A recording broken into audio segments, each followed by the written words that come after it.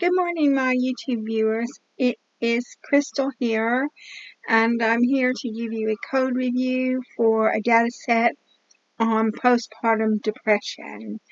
And basically what happened was I read a review of postpartum depression, and it was entitled Machine Learning Methods for Predicting Postpartum Depression, and it was a scoping review. And I actually had originally wanted to do a review on that review, but I thought, well, it's not very good to do a review on that review. But I did actually read their review, and their review said that the two main algorithms that they used in machine learning to determine postpartum depression was this SVM support vector machine and RF Random Forest. And so since I couldn't review the review, I decided to look and see if I could find a data set for postpartum depression, and I found a data set on Kaggle. And because I found the data set on Kaggle, I decided it would be a good idea to go ahead and make a prediction on this data set just as part of this review for machine learning methods for predicting postpartum depression. And so that's what I did. So I actually ran up a data set, ran up code for the data set for this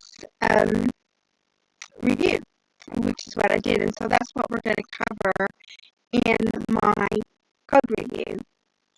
So here's the notebook. You can see I used the postpartum depression data set. And then so I used the Jupyter notebook in Kaggle, and I will leave you a link to the Jupyter notebook if you want to look at it and experiment with it and try some other models yourself. I use sklearn models because those sklearn models have proved to be very efficient. And I use SVM and Random Forest on this Jupyter notebook. So we're going to take the problem statement, and we're going to determine if someone is feeling anxious based upon a questionnaire for PPD. So if a mother, because this is postpartum depression, if a mother is feeling anxious. And then what we're going to do is, after we have defined our problem statement, we're going to import the libraries.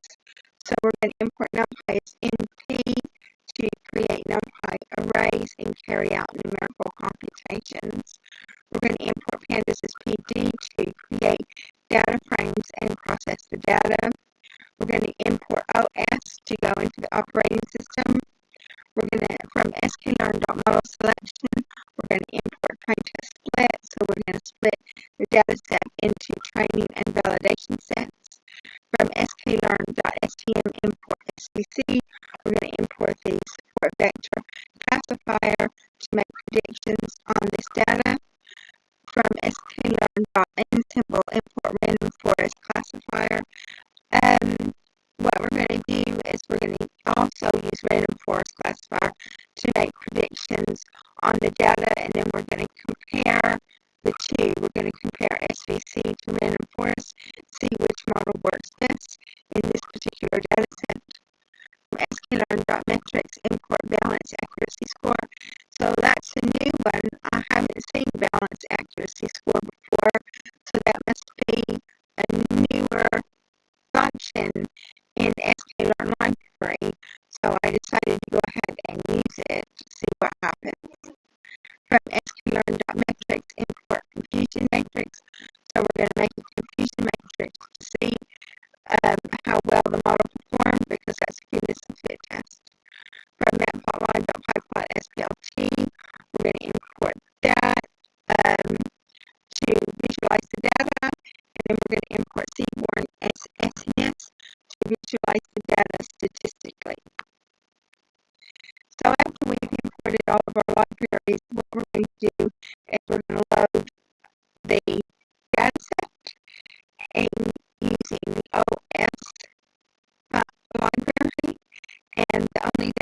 we had was postnatal data.csv. So after we loaded the data set, we read it, we converted it to a data frame, read it, and you can see that it's got 1503 rows by 11 columns. The target column is feeling anxious, and I think that they made the target column feeling anxious because it was a binary classification, and it was the only column data that had a binary classification. The rest of them were either 3 or more classes. So we're going to drop the timestamp.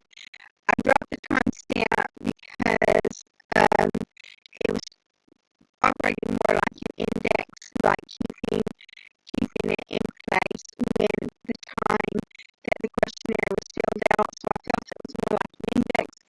And when you're dealing with pandas, you don't need to index the rows of data. And the reason for that is because pandas automatically indexes each row of data. So now we've only got 10 columns of data after we have dropped in the timestamp. We're going to check for unique values, and the reason why I wanted to check for unique values is because I wanted to see how many unique values you had in each column of data. So these are all of the unique values in each column of data.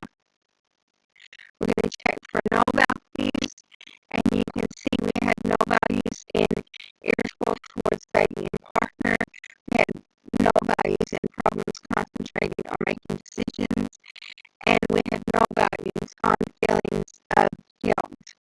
So what I decided to do, since there were not that many null values, I decided to drop all the null values.